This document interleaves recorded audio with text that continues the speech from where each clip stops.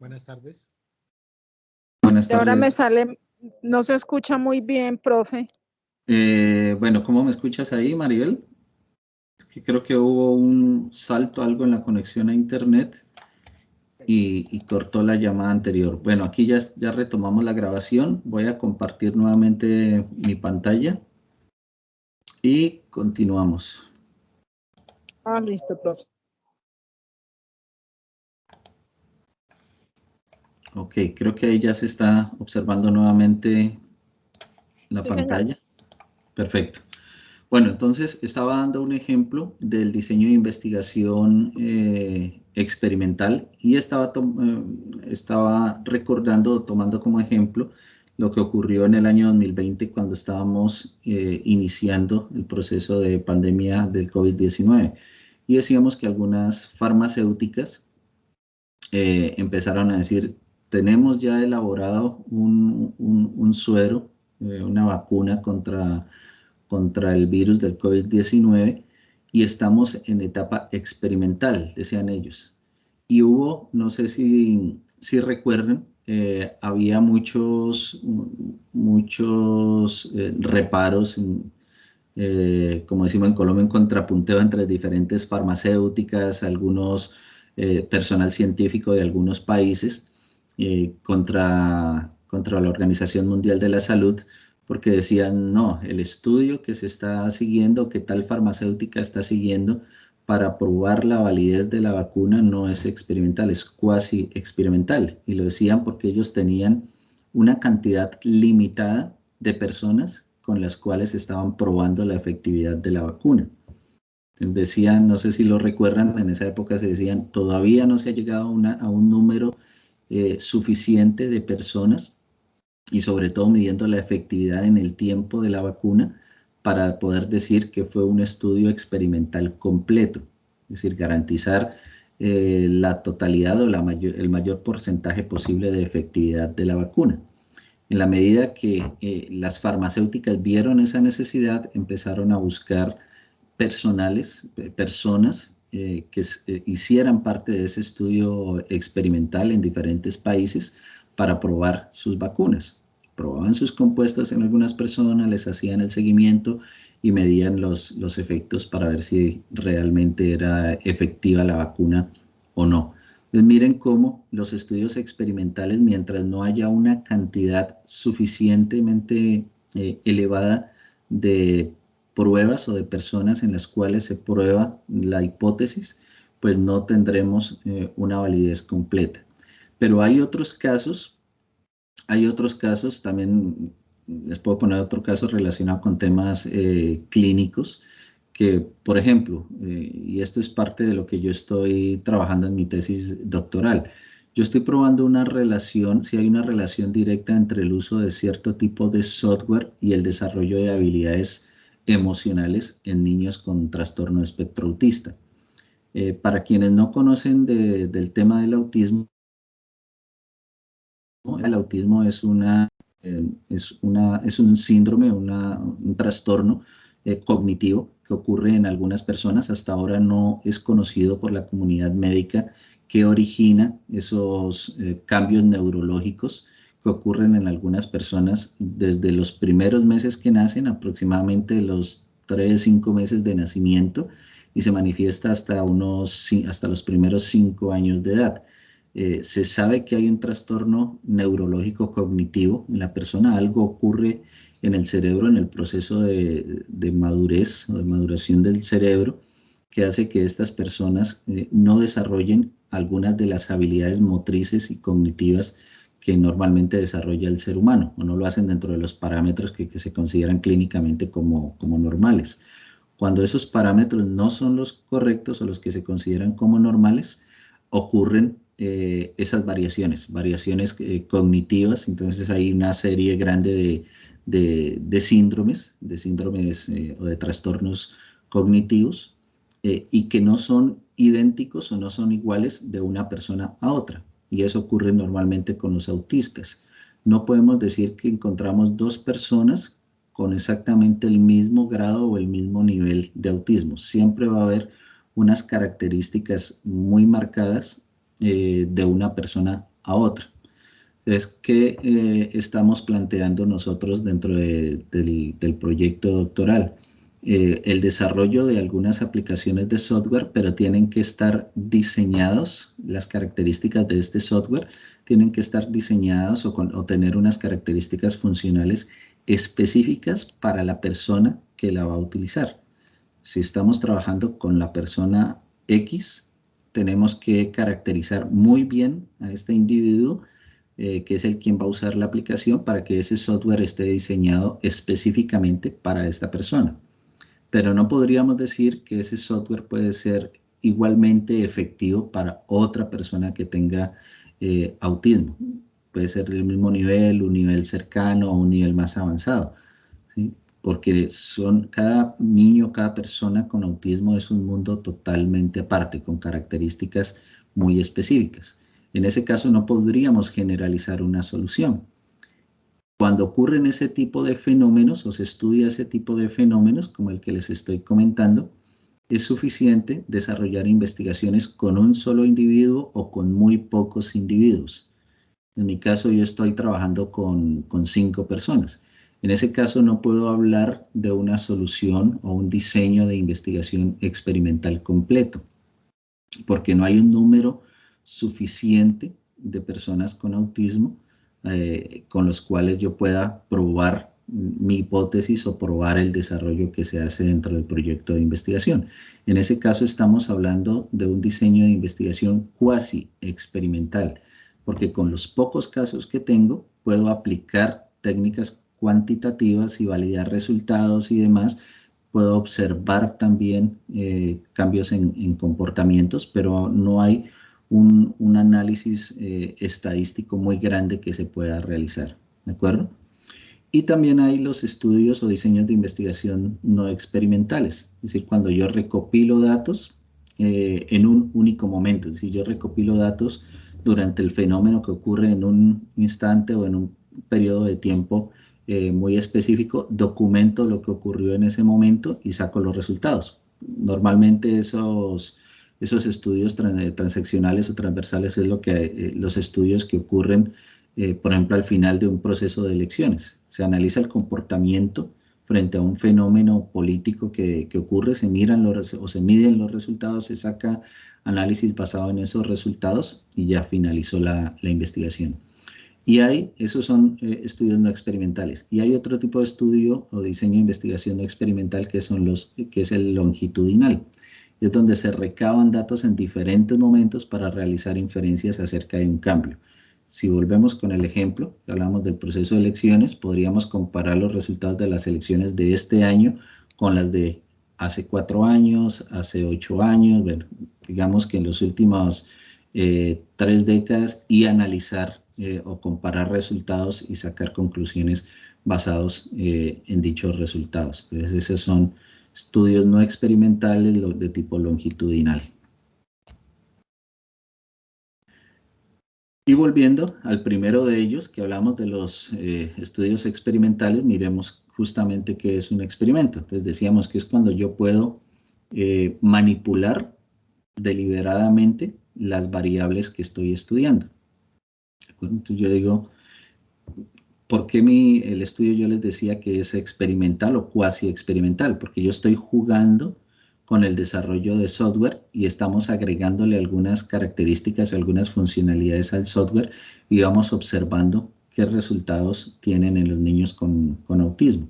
Estoy jugando o estoy manipulando esas variables o esta variable que es el componente o las características que tenga el software y en los resultados que implican esos componentes que vamos agregando cada vez más, qué implicaciones o qué resultados tienen en el desarrollo de algunas habilidades motrices y emocionales en los niños con autismo. Entonces, eso cuando empiezo a manipular y a jugar con las variables, estoy hablando de un experimento.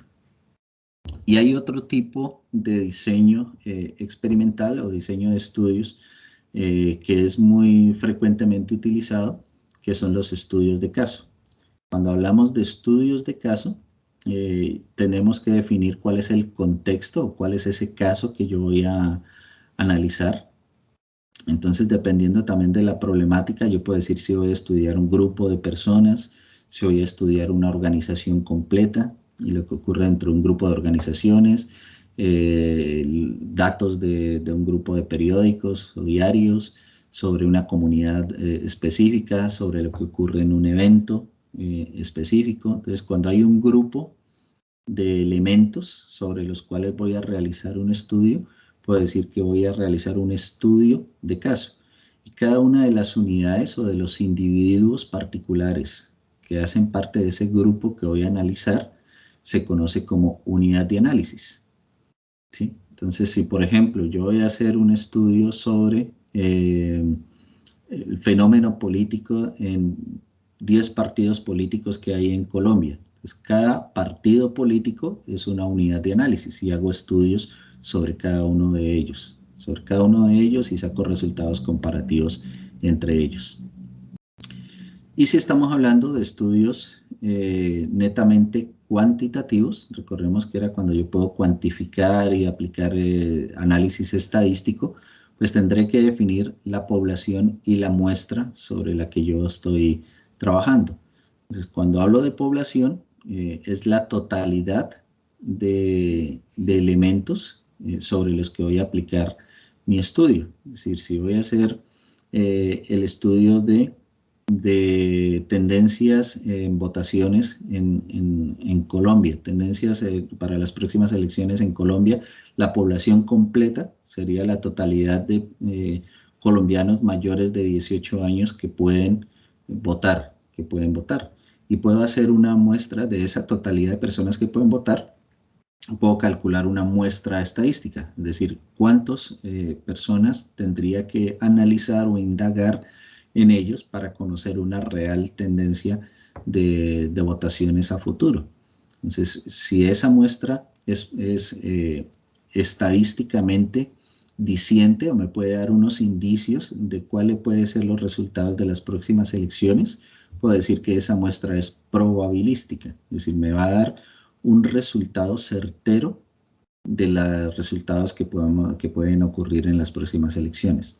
Si por el contrario es solamente un sondeo, es decir, un ejercicio abierto donde se indagó a algunas personas de forma libre, de forma espontánea, pero no hay una cantidad especificada de personas que se tuvo en cuenta para el estudio, entonces hablamos de una muestra no probabilística y ahí estaría la diferencia.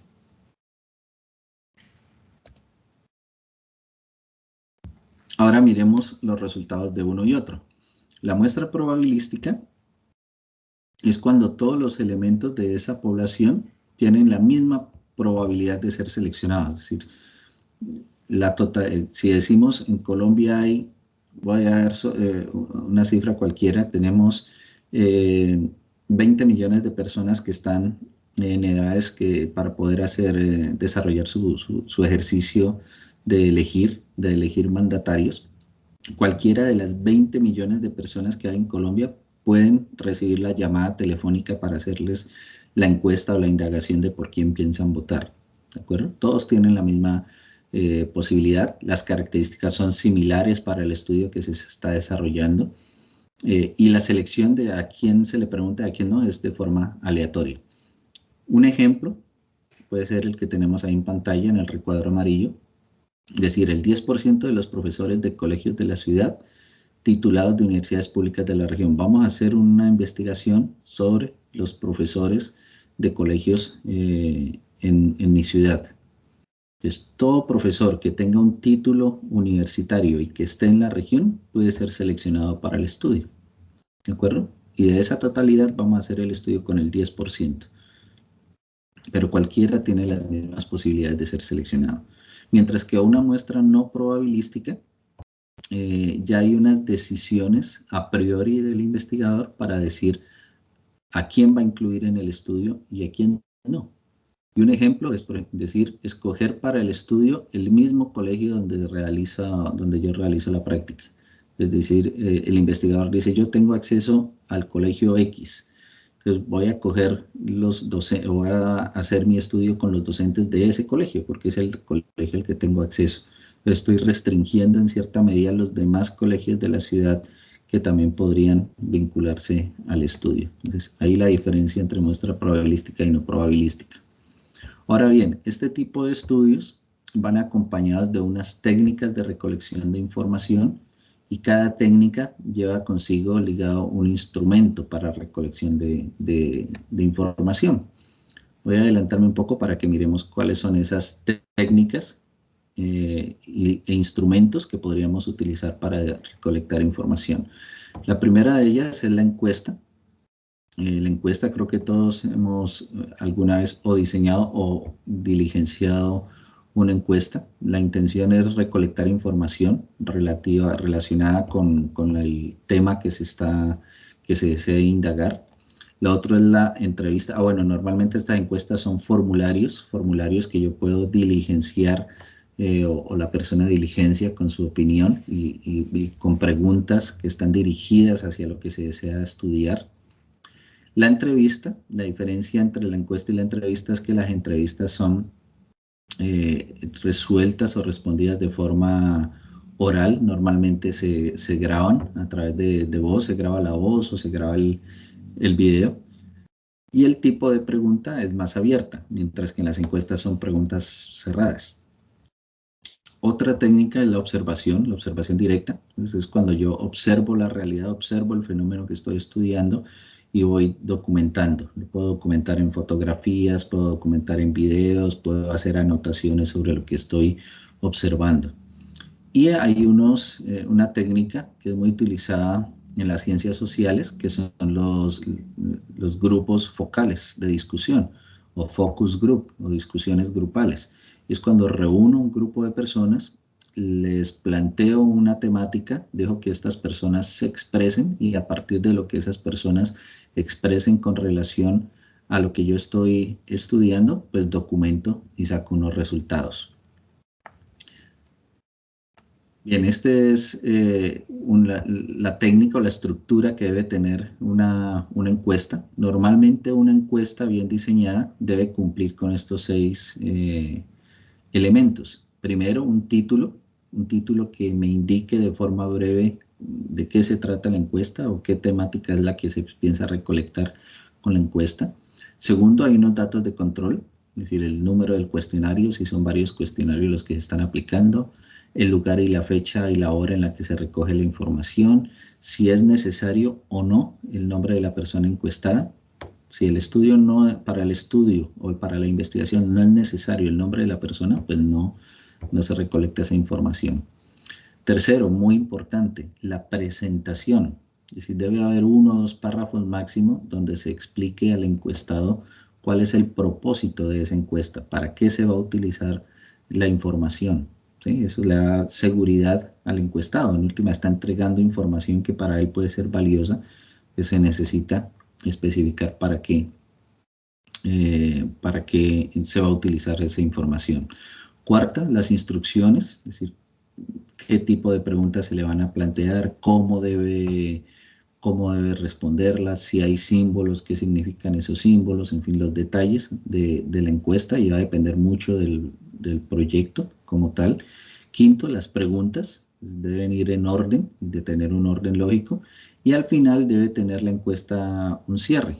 ¿Acuerdo? Un cierre generalmente es un agradecimiento a la persona encuestada por su tiempo, por el tiempo destinado para poder desarrollarlo. Ahora en el chat, al finalizar, les pongo estos enlaces para que revisen con mayor detalle algunos complementos de cómo elaborar encuestas. Estos son entonces, en resumen, la parte gráfica de lo que acabamos de ver. Aspectos que se deben tener en cuenta cuando diseñemos una encuesta. Primero, el medio que vamos a utilizar para recopilar datos. Pues podemos aplicar encuestas en papel y nos vamos a la calle y entregamos el cuestionario y un lapicero, un lápiz a las personas para que diligencien la encuesta. O decidimos aplicar la encuesta en línea y le mandamos a las personas a través de correos masivos, mensajes de texto, el enlace para que ingresen, diligencien la encuesta y recogemos la información de una forma más práctica y rápida. Segundo, el esfuerzo para responder. ¿Cuánto tiempo va a tardarse la persona encuestada en responder? Tercero, la redacción de las preguntas deben ser muy claras y estar muy bien redactadas, que no den pie a ambigüedades, sino más bien concretas en lo que se espera recolectar. Cuarto, el formato de las preguntas, qué tipo de preguntas y cómo las vamos a presentar. Quinto, la precisión de la información que esperamos recolectar, es decir, que sea información que nos aporte a lo que queremos conocer dentro del proyecto. Sexto, la presentación visual, es decir, que sea una encuesta muy bien diseñada a la vista, que no sea aburridora de diligenciar, y más si estamos en este contexto de experiencia de usuario. Y séptimo, cómo vamos a analizar los resultados, el plan de análisis de los resultados de esa encuesta. ¿Qué técnicas vamos a utilizar de análisis? ¿Con quién va a analizar los datos? ¿Cómo los vamos a analizar? Otro instrumento decíamos que son las entrevistas.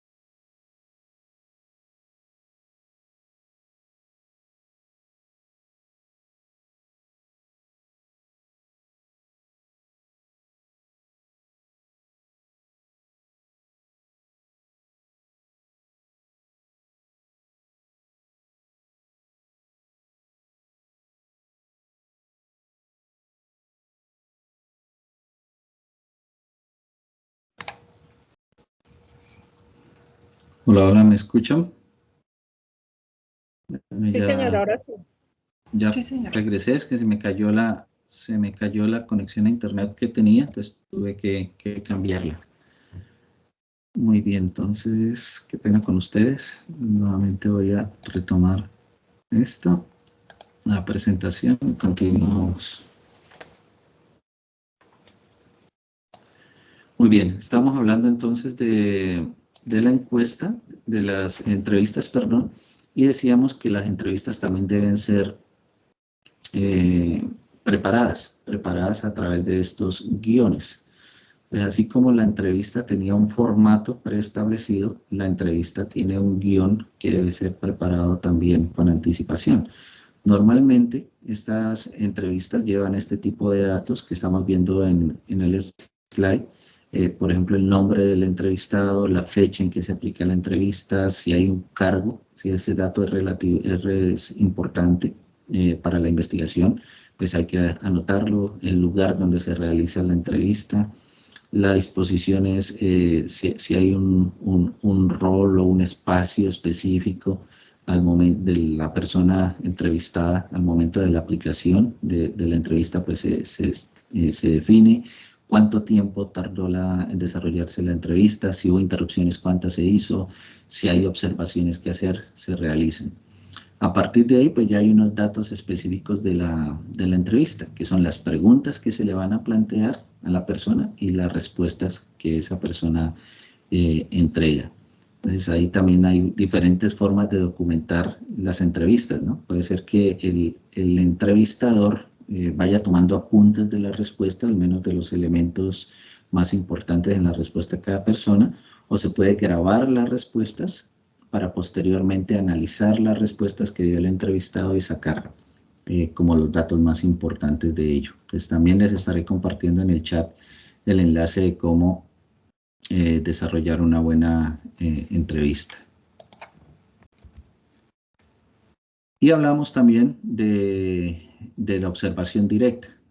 La observación directa que decíamos cuando yo voy hasta el sitio donde está ocurriendo el fenómeno que estoy estudiando, observo y documento todo lo que observo. Pues la observación también se puede manejar a través de guiones como los que tenemos en pantalla. Pues también puedo decir, hay unos datos generales donde especifico qué es lo que estoy observando, la fecha en que realicé la observación, si hay una calificación específica frente a lo que yo estoy estudiando o no, o puede ser la calificación puede ser un comentario, puede decir si es positivo o negativo, puede decir si fue afirmativo o no lo que estoy observando, dependiendo repito, de lo que yo estoy investigando o del propósito de mi estudio, el lugar de esa observación, si yo lo hice, la disposición lo hice utilizando algunas herramientas o instrumentos específicos o no, es decir, si observé a través de cámaras, si observé de forma directa, si observé grabaciones, en fin, todos esos elementos, el tiempo utilizado, si hubo interrupciones en el proceso de observación o no, y los comentarios, las categorías y los comentarios de lo que yo observo, diciendo siempre si el resultado fue favorable o desfavorable. Entonces también les estaré compartiendo este enlace. Bueno, hasta ahí quiero preguntar si hay inquietudes sobre estos temas. ¿O continuamos? Profe, discúlpeme. ¿Sí? ¿Sí, sí, adelante. Sí, escucho. Bueno, profe, yo tengo una preguntita, como mi estudio, lo que yo planteé fue un diseño de ambientes accesibles para personas con discapacidad para la aplicación del INVIAS. Digámoslo así, yo lo tengo planteado como un estudio exploratorio de diseño experimental, utilizando la técnica de la observación.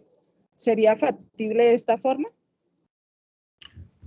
Sí, pero bueno, me parece que la primera parte estaría bien enfocada. Ya el decirte con mayor certeza si es válido usar técnica de observación o no, tendríamos que mirar el contexto específico de cómo lo vas a hacer. Si vas a mirar cómo se comportan, es decir, tú dices, voy a mirarlo en un área específica donde sabes que hay afluencia de personas con esa discapacidad.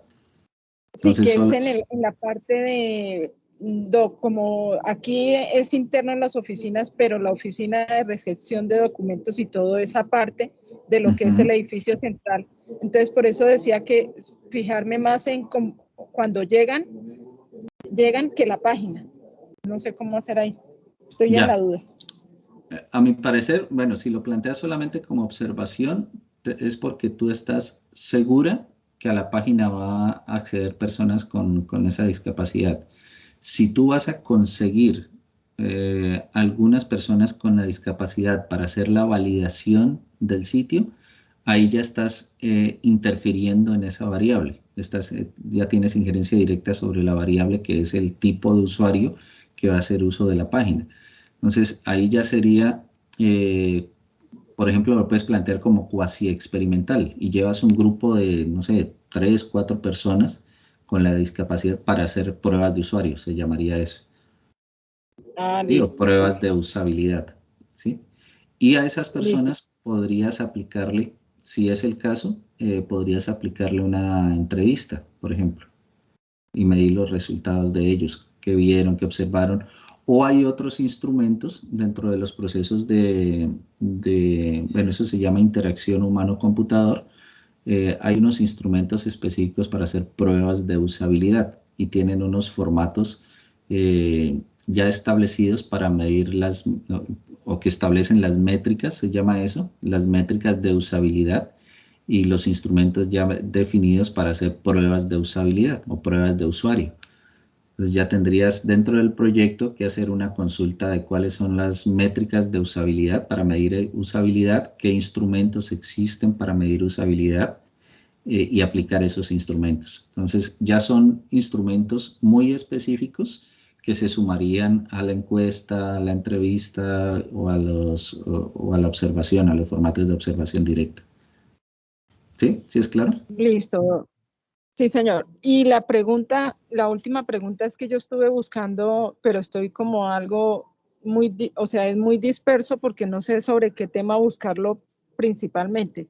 O sea, la pregunta mía en la trabajo fue, ¿se puede adecuar la página del portal web del INVIAS para que usuarios con discapacidad tengan acceso libre a la información que maneja la entidad? Entonces, ¿cómo lo busco yo yo estoy usando los links que nos dio el doctor para buscar la referencia, pero pues es Sí. muy grande. Salen más de 750 y entonces no sé por dónde empezar. Pues tendrías que ir, bueno, digamos que hay diferentes formas, ¿no? Puedes ir Señor. refinando, hay diferentes maneras. La más viable es que tú vayas refinando cada vez más la cadena de búsqueda. Es decir, le vas agregando elementos a la cadena de búsqueda para hacer o lograr que la búsqueda sea mucho más específica y vas a ver que la cantidad de respuestas o de hallazgos encontrados en la consulta se te van a reducir. Para que ya cuando tengas un número más manejable o más asequible, ya puedes empezar a aplicar la técnica que yo les comentaba, que es revisar, leer títulos, revisar los abstracts y mirar cuáles tienen una relación Sí. más directa con tu idea de proyecto. Y esos documentos los vas seleccionando y los que veas que definitivamente no, los descartas. Y al final te vas a quedar con un grupo, no sé, 20 30 artículos que son los que ya vas a leer con mayor detenimiento. Listo, profe. Gracias. ¿Listo? Ok. Bueno, no sé si hay más inquietudes. No, señor. Vale. Bueno, entonces, otro aspecto, una vez que ya tenemos establecido el diseño metodológico de nuestro proyecto, decíamos, ya podemos o quisiéramos saber cuánto tiempo vamos a tardar en el desarrollo del mismo. Es para ello podemos establecer un cronograma. Esos cronogramas se convierten en nuestro plan de trabajo. Los cronogramas nos permiten definir actividades. Cada actividad debería permitirnos dar alcance a los objetivos que hemos propuesto para nuestro proyecto y cada actividad la vamos a estimar o a definir en un lapso de tiempo. ¿Cuánto puede tardar o cuánto puedo tardarme en desarrollar cada una de las actividades? Y el sumar los tiempos de desarrollo de las actividades pues me va a dar el tiempo de desarrollo completo de mi proyecto de investigación. Aquí hay una estructura que normalmente se aplica en procesos de investigación muy grandes, sobre todo cuando se desarrollan en entidades muy grandes o cuando se desarrollan, cuando hay alianzas entre diferentes entidades de investigación. Por ejemplo, si varias universidades se unen para desarrollar un mismo proyecto de investigación, se puede aplicar algo que se conoce como Work Breakdown Structure, una estructura de trabajo para desarrollos de procesos de investigación. Entonces, en ese árbol que estamos mirando ahí como ejemplo, supongamos que hay un proyecto interdisciplinar donde se han aliado grupos de investigación de diferentes entidades. Y cada una de esas entidades es la que tenemos como 1.0, 2.0, 3.0. Y dependiendo, recuerden que como estamos hablando de una alianza, cada entidad aliada para el desarrollo del proyecto, pues va a tener una función específica dentro de la investigación. Y para cada entidad, o cada entidad más bien, define un paquete de trabajo de lo que esa entidad aliada va a realizar. Y esos paquetes de trabajo pues los pueden subdividir de acuerdo a los investigadores, a las tareas, a los compromisos que se tengan dentro del proyecto de investigación, ¿sí? Por eso es que ustedes ven que cada una de las entidades, por ejemplo la 2.0 divide sus procesos en 2.1, 2.2 y se sube en otras dos, la entidad 3.0 hace lo propio, y al final los informes y la recolección de resultados de lo que va haciendo cada uno de ellos, pues aportan al desarrollo mismo del proyecto de investigación que lo origina. Ya en otro tipo de proyectos, digamos, un poco más pequeños, podríamos hablar de una lista de actividades, es decir, creamos una lista de actividades que para el caso del proyecto grande que veíamos en el slide anterior, cada entidad puede definir su lista de actividades, ¿sí? Y a su vez hay un proyecto, el proyecto macro también tiene una lista de actividades dependiendo de lo que cada entidad aliada va a realizar. Entonces, yo puedo definir las actividades y la duración de esa actividad en el tiempo, y algo que es muy importante es quién es el responsable del desarrollo de esa actividad.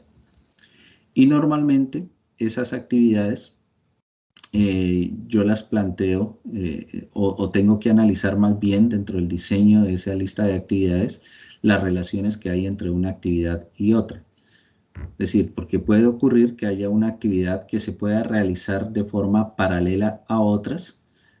Es posible que haya una actividad que para poder iniciar requiera de la finalización de una actividad anterior, o puede ser que hayan actividades que sean las de cierre, las de finalización de todo el proceso. Por eso hablamos de una relación de fin-comienzo, comienzo-comienzo, comienzo-fin o fin-fin, que tiene que ver básicamente con lo que yo les estaba diciendo hace un instante. Si una actividad la puedo realizar de forma completa y si se me retrasa la actividad, pues no me va a afectar el desarrollo de las demás actividades. O hay actividades donde necesito obligatoriamente que una haya iniciado para que la otra también arranque, o necesito que una actividad finalice para permitirme que una nueva actividad comience, ¿sí? Y eso tengo que establecerlo con total claridad de mi proyecto.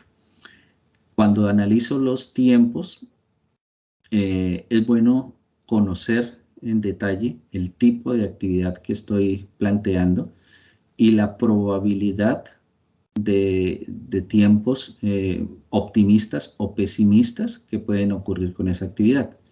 Normalmente hay factores que terminan influyendo en el desarrollo de algunas actividades. ¿Sí? Por ejemplo, yo puedo plantear el desarrollo de una actividad en una universidad dentro de esas actividades voy a aplicar encuestas a los estudiantes. Pero, por ejemplo, supongamos que viene un nuevo pico de la pandemia y nuevamente las universidades dicen trabajo remoto y ya nadie va a asistir a las universidades. Y yo había pensado aplicar las encuestas de forma presencial. Entonces ahí ocurrió algo que me termina afectando esa actividad de aplicación de las encuestas. Entonces, ¿qué ocurre con esa actividad? Entonces puedo ampliar el tiempo y puedo decir, bueno, ese nuevo pico de pandemia va a durar un mes, entonces voy a plantear la actividad para desarrollarla en 2 meses, pensando que eso ya se haya solucionado, puede ser. Entonces casi siempre o siempre es recomendable manejar algunos tiempos optimistas para el desarrollo de tareas, pero también algunos tiempos pesimistas pensando o adelantándome a cualquier inconveniente que pueda llegar a ocurrir. Y eso lo planteo a través de diagramas. Generalmente se utilizan diagramas de Gantt, como el que estamos viendo. Podemos utilizar algunas herramientas que me permiten hacer seguimiento, plantear tareas, plantear responsables para cada tarea, para cada actividad, establecer los tiempos de ejecución de las tareas, cuando empiezan y cuando terminan, y sobre todo los responsables. Los responsables, es importante que en este tipo de cronogramas establezcamos los recursos que se necesitan para ejecutar tareas, sobre todo los entregables que deben quedar de cada una de las tareas. Entonces, por ejemplo, en la gráfica vemos donde nos dicen recursos, entonces es el presupuesto que se necesita para poder iniciar la ejecución de una tarea, si es el caso. Esto es el diagrama de Gantt, que es, digamos, la forma más sencilla de elaborar cronogramas, donde tengo el listado de actividades y tengo establecido el tiempo en meses y cada uno de los meses en semanas. Y hay unas variaciones, en este caso donde planteo las actividades por meses, lo puedo hacer planteado también por semanas, de esta forma, como lo tenemos en esta nueva gráfica. Es el listado de actividades y cuántas semanas me va a demorar cada uno. Y yo le agregaría una nueva columna que es quién es el responsable. Y cuando hablamos del presupuesto de un proyecto, digamos que el presupuesto es un complemento del cronograma, no puede estar desligado, donde para el desarrollo de cada una de las actividades yo puedo establecer qué recursos necesito para que esa actividad se pueda llevar a cabo.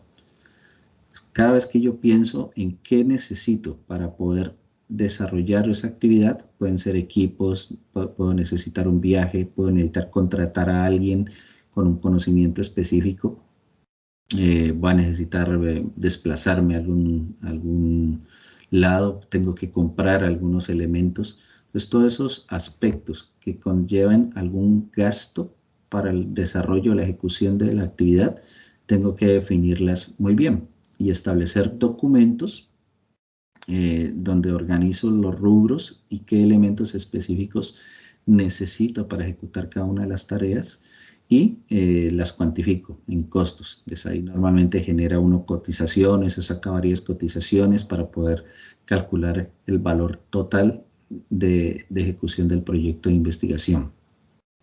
Y estos presupuestos pues están organizados de acuerdo a unos rubros. Y como decía hace un momento, hay unos rubros que son casi que generalizados en todos los proyectos. Entonces hay gastos de personal, que son los honorarios del investigador o de los investigadores que están vinculados. Los equipos, entonces van a necesitar comprar un computador o utilizar un computador, pagar internet, impresoras. Si tengo que viajar, entonces cuánto me cuesta un viaje para lo que yo necesito. Si necesito materiales, papelería, fotocopias, comprar lápices, borradores, bueno, todos los elementos que podría llegar a utilizar, servicios técnicos que pueda utilizar o contratar a alguien adicional. Todo eso me representa unos gastos, los cuantifico, les doy un valor y al final ya tendría establecido el presupuesto completo para mi proyecto de investigación. Bueno, esto era, les decía, la temática general que nos va a servir para construir las propuestas, materializar más bien las propuestas de trabajo de fin de maestría, donde decía vamos a construir ese anteproyecto o esa propuesta de investigación que va a estar estructurada de forma completa, es decir, completa es que tenga un título, que tenga unos objetivos, que tenga el planteamiento del problema y la definición detallada del problema, que haya una hipótesis que validar, que tengamos un marco teórico establecido para nuestra propuesta, que tenga un buen enmarque metodológico, de acuerdo a lo que vimos esta tarde, y que tengamos también la definición de cronograma y de presupuesto para nuestros proyectos. La siguiente semana, y espero que podamos reunirnos el próximo jueves a la misma hora, estaríamos realizando un ejercicio tipo taller donde vamos proponiendo yo les voy proponiendo las actividades y vamos plasmando, vamos haciendo ese ejercicio de construcción colectiva de nuestra propuesta de trabajo de grado. Es importante que para ese día tengan a la mano el informe de la primera actividad que hayan elaborado. Si han avanzado aún más en esa propuesta, pues que traigan todos esos elementos porque los vamos a necesitar para ir construyendo.